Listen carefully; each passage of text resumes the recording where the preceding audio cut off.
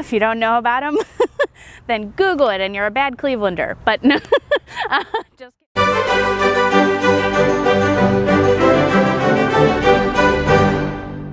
All right, welcome back to my curatorial corner. Here we're talking about C. Jolie, French fashion in Cleveland, and we're talking about photography today. Now, this is a fashion exhibition, but we're talking about French fashion, traveling to Paris, and one thing that you would do when you travel to Paris is, today certainly, you would take some photographs. You're a tourist.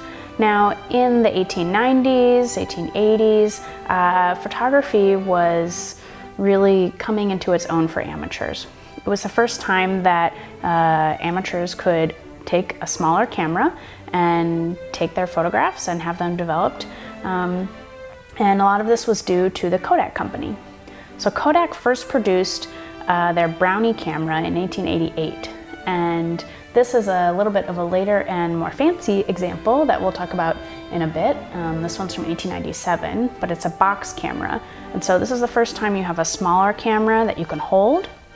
You can take those tourist photos. You could take sometimes up to 100 photos on one roll.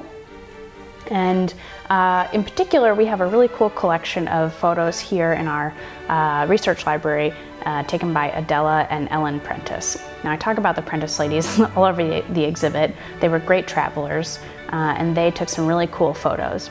I love to look at the Prentice travel photos sort of from about 1890, 1891, because they feel a little bit like pictures that I would take. I mean, they took pictures while they're on the boat. There's a picture just of the ocean. There's a picture of, their friends, the interior of their hotel, the tourist photos hiking, going to the opera. There's all kinds of cool images that really bring their trip to life.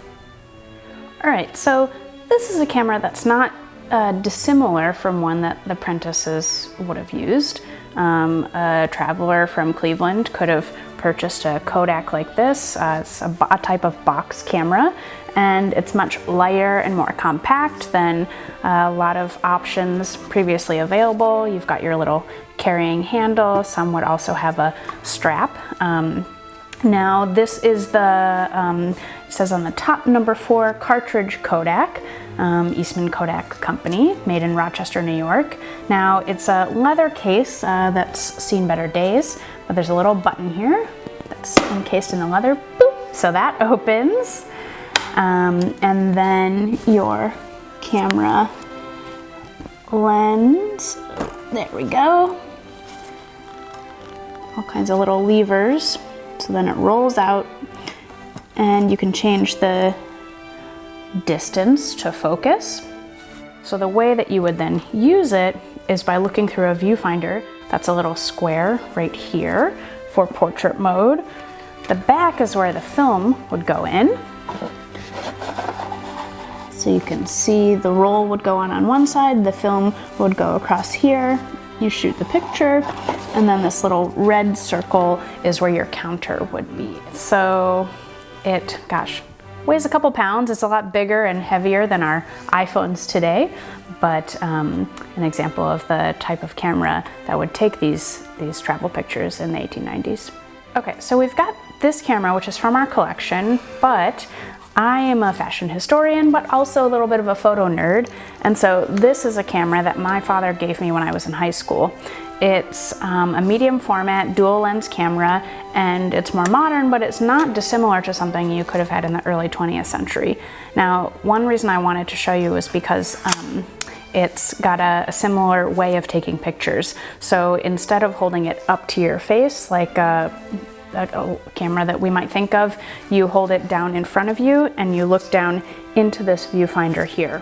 All right, so here's my camera, and it's got, the viewfinder in common, so it's larger, but you look down here, you can see our marketing manager, Katie. It functions in a way similar to the early cameras in the way you hold it in front of your body as you're taking pictures. So, it's pretty cool. So I'm not necessarily gonna be using this camera. I'm not gonna use my old film camera, but today we're gonna try out these lenses on our iPhone that kind of replicate the look of some of these vintage travel photos. So we've got some wide angle and some macro and fisheye, and that just clips over my phone. So let's go try these out and see how they work. I wanted to come somewhere that the apprentices could have come in 1890. You know, they're over traveling in Europe, and at home they might come visit the cemetery. Now that sounds a little bit weird, but Lakeview Cemetery, where we are in Cleveland, was built as a park cemetery. So it opened in 1869, and yes, it was a place to bury the dead, but it was also a park-like setting where people could come picnic, ride a bicycle, and just enjoy the atmosphere. Now, we're standing in front of the Garfield Memorial. President Garfield was assassinated. He died in 1881. Then in 1885, they started construction on this building, finished in 1890. So that's the very same year that the apprentices are boarding the ship and going on one of their big European vacations. So let's take some tourist photos with our different camera attachments.